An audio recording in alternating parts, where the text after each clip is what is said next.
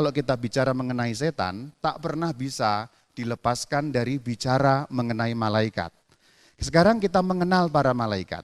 Tetapi obrolan saya malam hari ini adalah obrolan mengenai ajaran gereja Katolik. Keuntungannya kita mengerti ajaran gereja Katolik adalah kalau kita mendapatkan di masyarakat secara umum ilmu tentang setan, pengetahuan tentang setan, macam-macam hal, kita bisa menilai menurut ukuran ajaran gereja Katolik.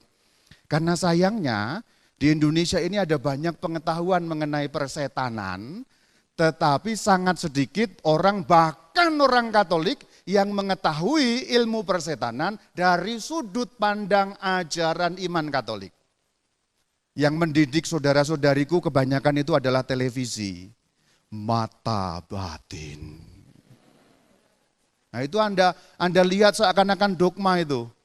Padahal gereja Katolik punya ajaran yang sendiri. Aku percaya akan satu Allah, Bapa yang Maha Kuasa, pencipta langit dan bumi, dan bagian yang saya cetak dengan warna kuning, perhatikan, jadi di dalam iman kita, Allah itu pencipta langit dan bumi, juga pencipta segala sesuatu yang kelihatan dan tidak kelihatan. Catatan di sini yang tidak kelihatan bukan benda fisik ya. Misalnya udara nggak kelihatan tapi itu benda fisik, jadi digolongkan ke dalam kelihatan. Atom tidak kelihatan tapi itu benda fisik, maka digolongkan pada bagian yang kelihatan. Yang tidak kelihatan di sini maksudnya dunia rohani, dunia roh, yang tidak bisa diukur menggunakan alat-alat ukur fisik, itu maksudnya. Dunia roh. Jadi yang kelihatan dan tidak kelihatan itu maksudnya dunia jasmani dan dunia rohani. Udara ini enggak kelihatan, tapi itu bisa diukur dengan alat-alat ukur fisika dan macam-macam. Maka digolongkan ke dalam yang kelihatan. Bahasa lain dari tidak kelihatan itu gaib. Bahasa kita itu biasanya itu menyebutnya gaib. Jadi dunia roh. Bagaimana sih penciptaan di dalam ajaran gereja Katolik? Mari kita lihat bersama-sama. Kita lihat di dalam KGK 327. Kalau kita bicara mengenai KGK itu Katekismus Gereja Katolik, itu adalah rangkuman dari ajaran gereja Katolik yang sumbernya dua, kitab suci atau Alkitab dan tradisi suci. Maka kalau sudah mengutip KGK itu paling valid sebenarnya. Karena itu bukan ajaran yang muncul begitu saja, karena KGK, kepanjangannya Katekismus Gereja Katolik, sumbernya jelas pasti Alkitab dan tradisi suci gereja. Maka nanti jangan tanya itu ayatnya di mana Romo. Jadi orang Katolik nggak usah mata ayatan, karena KGK kadang-kadang kan begitu ya. Ada orang tanya itu ayatnya di mana Romo. Hidup nggak usah pakai ayat toh. Kamu beli mobil merah atau biru nggak usah cari ayatnya di Alkitab kan. Ya baju ini hitam apa putih ayatnya di mana Romo, pusing kalau kayak gitu. Jadi orang Katolik nggak boleh mata ayatan karena KGK sudah menyarikan, memeras ajaran-ajaran ayat-ayat Alkitab dan tradisi suci. Meskipun malam ini aku akan mengutip banyak ayat juga supaya orang-orang yang mata ayatan terpuaskan hatinya. Pulang dengan tenang, bobok dengan nyenyak malam hari ini. Karena tetap masih ada orang yang tanya ayatnya di mana. Enggak apa-apa, saya ladeni nanti malam ini. Kita baca sama-sama KGK 327 bersama-sama. Pengakuan iman konsili Lateran keempat mengatakan Allah mengadakan pada awal segala waktu sekaligus dua ciptaan dari ketiadaan, yang rohani dan yang jasmani, yaitu malaikat dan dunia. Dan sesudah itu yang manusiawi yang boleh dikatakan sekaligus terdiri dari roh dan badan. Bahwa ada makhluk rohani tanpa badan yang oleh kitab suci biasanya dinamakan malaikat adalah satu kebenaran iman. Kesaksian kitab suci dan kesepakatan tradisi tentang itu bersifat sama jelas. Artinya apa? Iman Gereja Katolik mengenai adanya malaikat jelas, bersumber dari Alkitab dan bersumber dari tradisi suci. Kalau engkau menanyakan kodratnya, maka ia adalah roh.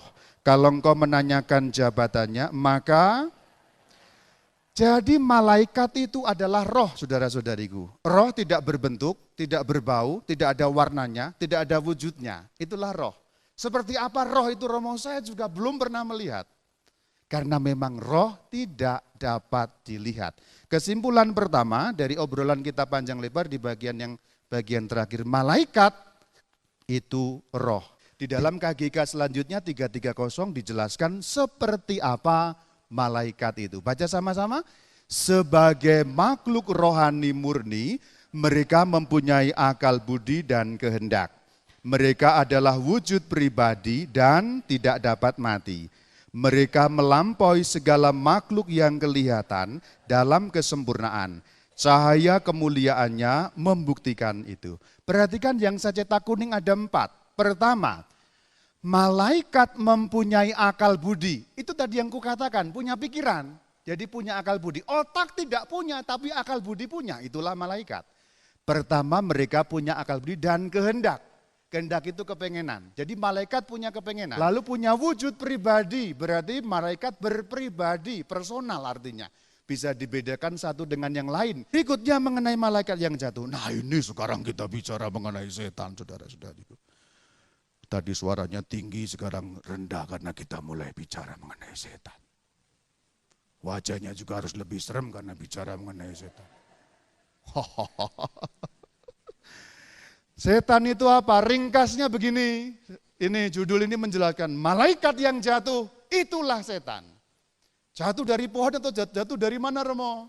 Nanti kita lihat, mari kita perlahan-lahan melihat seperti apa keterangan KGK yaitu 391 menurut ajaran Gereja Katolik mengenai setan. Baca sama-sama saudara-saudariku, di balik keputusan nenek moyang kita untuk membangkang, terdengar satu suara penggoda yang bertentangan dengan Allah, yang memasukkan mereka ke dalam maut karena iri hati.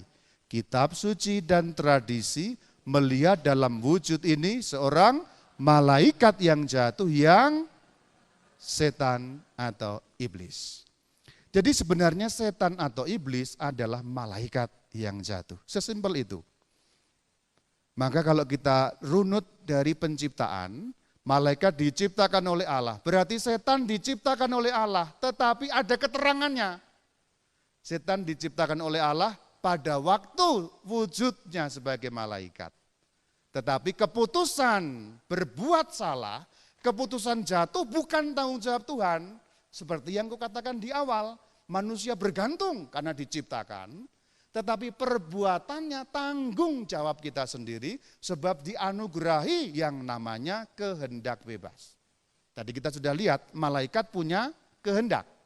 Jadi malaikat bisa memilih ke kiri, memilih ke kanan. Memilih Tuhan, memilih yang jahat. Melawan Tuhan dan memilih yang lain. Itu maksudnya.